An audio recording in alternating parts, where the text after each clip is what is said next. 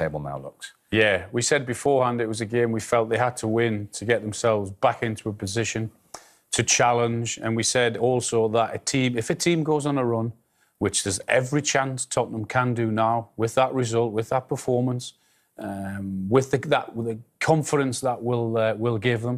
So it's been a very, very good weekend for Tottenham. I think they took advantage of the fact that Manchester City, for some reason, it didn't quite happen. I thought Mahrez was pretty poor today, but our man Tanganga, yeah, he marked him pretty well.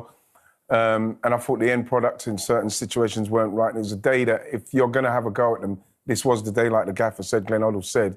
And in the end, you know, you said it had 2 shots on target or something? The first 2 shots on target were 2 goals. 2 for goals. Tottenham, weren't they? After conceding so many chances. And so then when you get into that situation, you could tell it's going to be their day. But you can see where they are missing Harry Kane, because they didn't have that focal point up there, Steve. But at the same time, there's a lot of buzzing going on. And once it did start to happen, they looked pretty dangerous. And, of course, City have gone down to 10 by that stage. 2 yellow cards for Zinchenko. Yeah. Any complaints about either of them?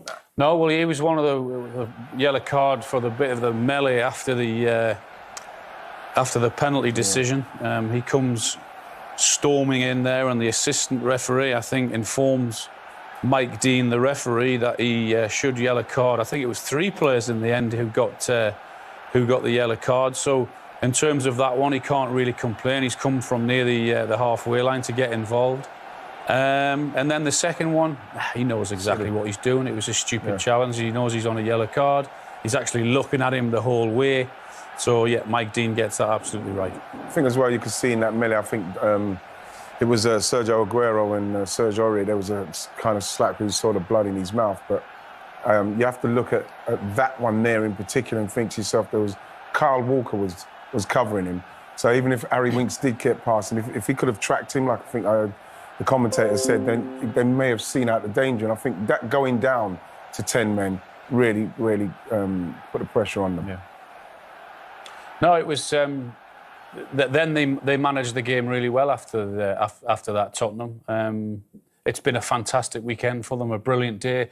In terms of the goals, in terms of a clean sheet, Lloris played very well. The penalty save, made a brilliant save from Aguero when he put it onto the post early on in the game, and of course they're debuting, scoring a goal, and a fantastic goal at that. So what a day for them. Yeah, and Aguero, of course, was the one to make way when Zinchenko. Yeah, that was. I found that really strange, wasn't it? Because they're down to 1-0, and then he makes that change and takes Aguero off. So I found that strange to begin with.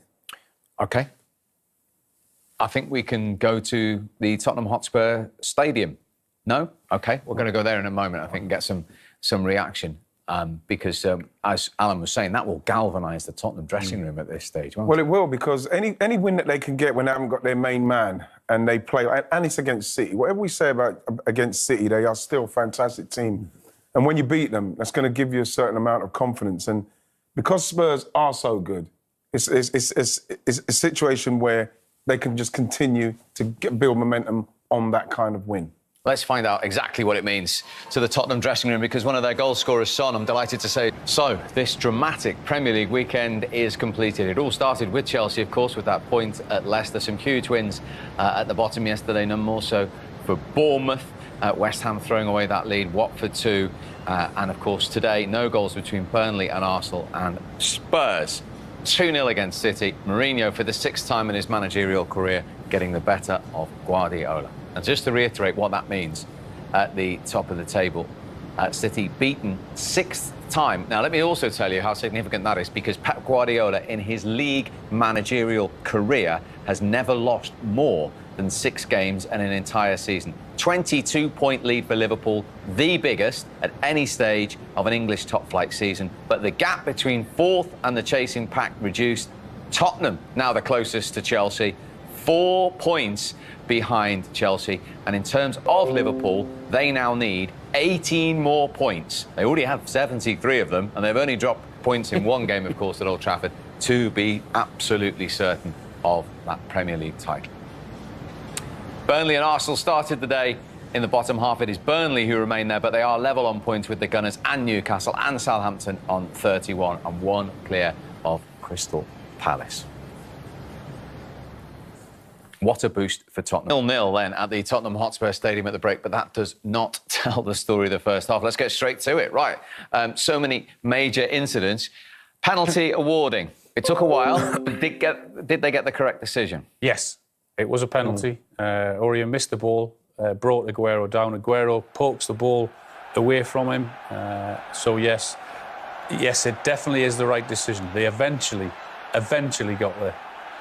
2 minutes, 5 seconds, because it's the same phase, Ian. Yeah, but the same phase, especially if you've got you're in possession of the ball, the team who's going to get the penalty awarded to him, I can't see why you can't just stop that.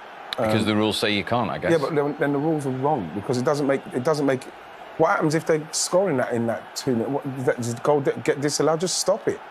How long do they need to check that? Because once we've seen he's not got a touch Aurier, it's a penalty. Why they just I would say if they're currently looking at it in that phase of play, why can't they just inform the referee and say, yeah, that should have been a penalty, and go back to it? Let's ask the former Premier League referee, Dermot Gallagher. What is the answer to Alan's question?